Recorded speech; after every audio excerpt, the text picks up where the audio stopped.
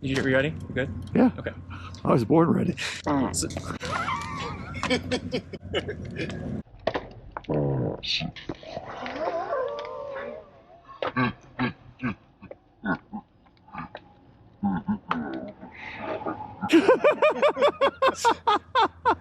So that will be a fitting start to this video, the second annual Toxic Tour of Los Angeles. Now, I love this city, I love the weather, I love the community, I love the bike riding, and I show a lot of that on my channel and at my events. But of course, there are other sides to this city and a few dirty secrets. Due to toxic pollution and gases and active oil drilling right in the middle of the city, there are neighborhoods who are 99% more likely than the national average to develop cancer, asthma, and birth defects. Today we're going to go on a bike ride led by the Los Angeles Sierra Club chapter to find out why that is, what they're doing about it, and how you can help. Last year we toured the Inglewood oil fields and the Chevron refinery. Today we're not far from Long Beach, the LA Port, and LAX. We'll ride along the LA River right where it dumps out into the ocean. We'll see oil islands disguised as tourist destinations, and polluting oil infrastructure shoehorned right in between homes, schools, churches, and neighborhoods. Finishing in this neighborhood called Signal Hill, which literally has a monument to oil drilling even while developers are trying to sell homes. And yes, it has the word hill in it, so I'll go for a KOM. It's short, stinky, and soon to be painful. I'm Phil Gaimon. I was a pro cyclist for 10 years, racing all over the world. Now I'm retired, but I'm not done suffering on my bike, climbing mountains as fast as I can, and going on crazy adventures. I couldn't be the best at racing, and I'm definitely the worst at retiring. Welcome to Worst Retirement Ever. The Sierra Club is the oldest and most influential environmental organization. We lead people outdoors to enjoy and experience the planet with the belief that that will inspire them to help protect it. Sierra Club's history is tied with creating Yosemite National Park, the whole national park system, and stopping a dam that would have been built across the Grand Canyon in the 60s. So you can thank them that there's no dam across the Grand Canyon. In the last 20 years, they've taken on climate change, because none of these places will be safe if we can't solve the existential problem of a warming planet. It's also true that many other causes that you and me might be passionate about can be directly tied to climate change, such as hunger and racial justice, which we'll get into some today. I really love what these folks are doing at Sierra Club, and they've been a great partner for me in my events. Real quick, let's meet the team. My name is Morgan Goodwin. I'm the Senior Director of the Sierra Club's Angeles chapter. I'm Jennifer, you can call me Jen. I'm the fundraising officer for the Sierra Club Angeles chapter. So I'm the one that asks for money, but also tells you what your money is doing. My name is Paulo. I actually am from Long Beach, and I am a volunteer with the Sierra Club as well. Primarily my focus with them is to work towards phasing out oil drilling here to kind of show you guys around where I live. We're all on fancy road bikes wearing tights, so I was a little worried when I first saw Paolo, and then I got a closer look at his legs. He was going to be fine.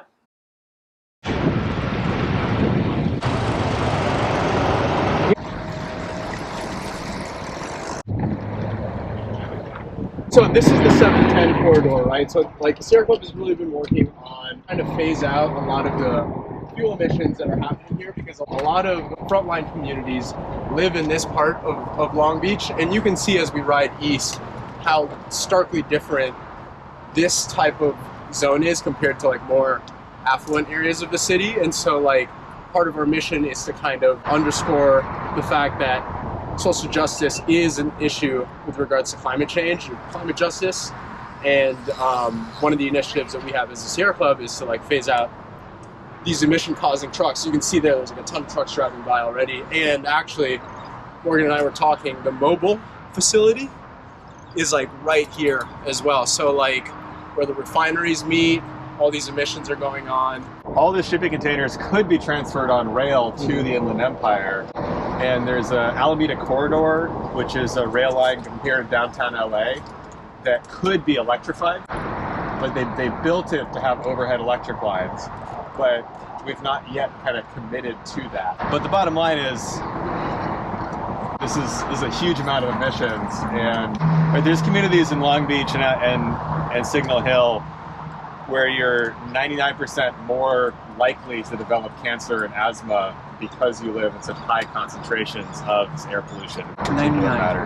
Yeah, like the Cal Enviro screen map is a map of like green to red, and some of the most polluted like precincts in the state are right around here.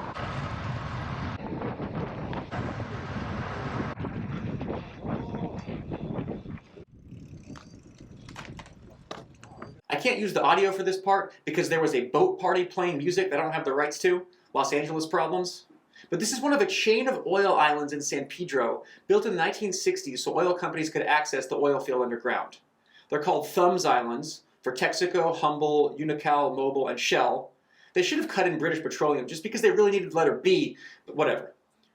The oil companies knew that big oil pumps were going to be controversial, so they hired the folks who designed Disney's Tomorrowland, who used these palm trees to make it look like a nice tropical island. There's waterfalls and sound dampening to hide the noise. They named them after famous astronauts, all to disguise the nastiness that's going on there. They used to yield 150,000 barrels a day, but that's dwindled now to 15,000. Pretty soon they won't be economically viable, and it'll all have to be cleaned up.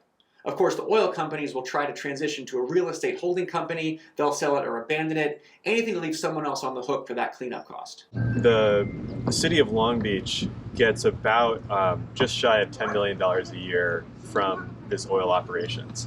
And it goes into something called the Tidelands Oil Fund. And it's restricted to be spent in the Tidelands. So it's not like city's general fund. They're not paying for schools and police and fire. They have to spend it on these investments in the tidelands. So some of that's going to flood control for high tides caused by global warming, caused by our drilling of fossil fuels. But it's also going into all these investments in the marina and the convention center. And, so if any of this stuff along the shoreline feels a little bit extra, a little bit like, hey, we got to spend money on something. The Hooters. The Hooters. Yeah. Sorry, but $10 million a year from oil companies is not much money. He spends that on aftershave. No, it's not much money, and the fact that it gets spent on such visible things is part of the strategy to make it seem like oil is this huge and indispensable part of the city budget, when in fact it's not that important to the city. Well, we are so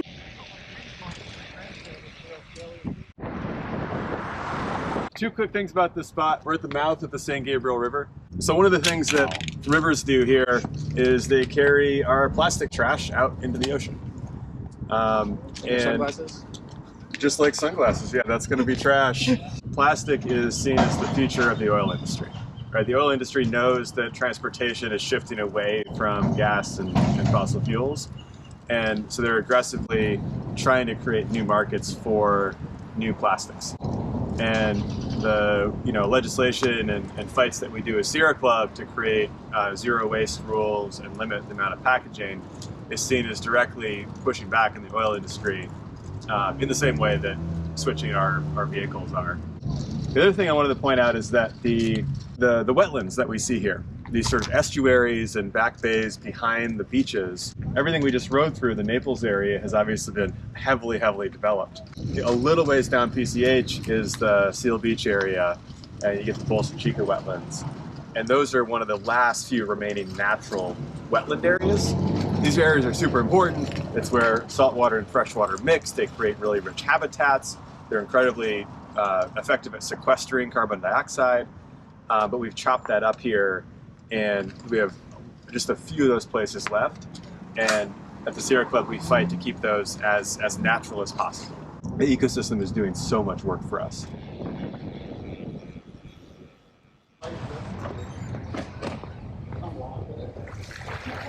So we want to talk about a little bit of this area. So we were just riding through the Los Cerritos wetlands, and as you can see here, there's like power plants, and these oil fields are actually run by this company Synergy Oil, and they requested about 50 additional new permits to continue their drilling operations here in these wetlands.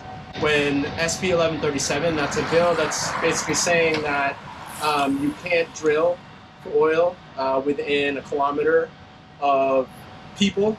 Synergy Oil applied for all these permits. CalGEM issued it to them under the auspice of wetlands restoration. But instead of actually restoring, their plans include starting new oil operations, dredging up existing wetlands, and basically only restoring a small fraction. And another kicker, I don't know if you guys have seen the map of oil drilling operations in the city, it follows a huge fault line. And so not only is it an environmental risk, it's also earthquake risk area as well.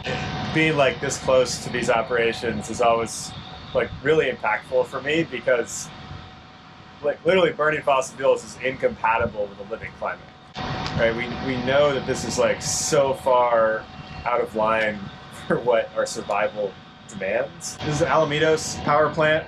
This is the second largest gas plant in the state. It provides a huge amount of power for our area. We have, as a Sierra Club, one huge victory. So LADWP has committed to going 100% clean energy, and this plant is scheduled to be shut down by 2040. Feels like it's just a fight, because every year there's something that pushes back the timeline, and then we have to show up at all the regulatory meetings and say, like, you can't push back the timeline anymore. Like, it's not okay.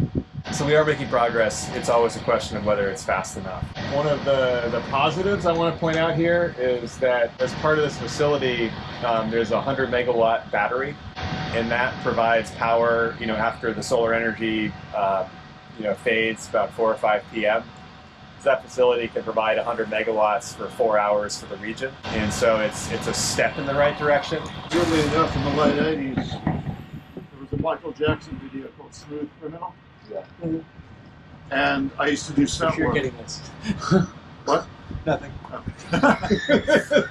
And we shot quite a bit of it in the Alamitos power plants. Oh, wow. Really? Yeah. You know any moves still? No. Are you okay, Annie? Annie, are you okay? Annie, are you okay? Are you okay, Annie? Annie, are you okay? Annie, are you okay? Are you okay, Annie? Annie, are you okay? Annie, are you okay? Are you?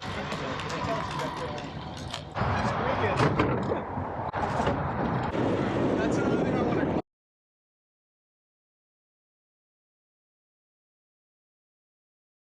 All right, so the climb, KOM is 2.5 minutes. Let's go for it.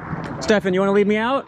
Yeah. Now it's worth mentioning that Stefan is a very accomplished track racer. He was the farter. The actual cameraman here following us in the truck is Jeremy Ayers. Jeremy filmed most of this. Thank you, Jeremy. Jeremy is not the farter. Stefan is the farter. I like them both a lot. While I suffer here, but believe me, I am suffering. There's nothing more painful for me than a 2-minute KOM.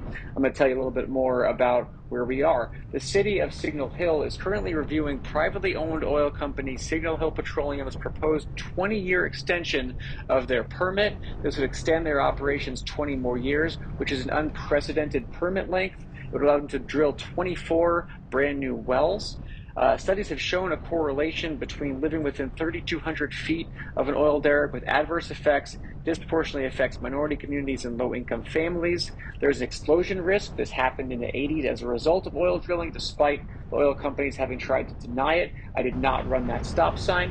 LA County Department of Public Health reports impacts of oil and gas operations. They emit toxic air emissions such as benzene, a known human carcinogen.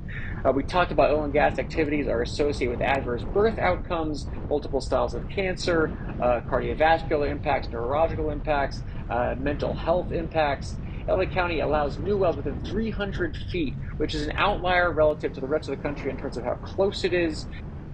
In Signal Hill, there are examples of wells just a couple feet away from houses and playgrounds, exposing families and children. The drinking water supply in Signal Hill has a high concentration of benzene, a known human carcinogen contained in oil. Because it was founded by oil companies so they could evade taxes, the city of Signal Hill doesn't even get that much money from the oil companies. Signal Hill Petroleum has power over the city because they're the largest property owner in the city, and all current Signal Hill council members have received campaign contributions from the oil company.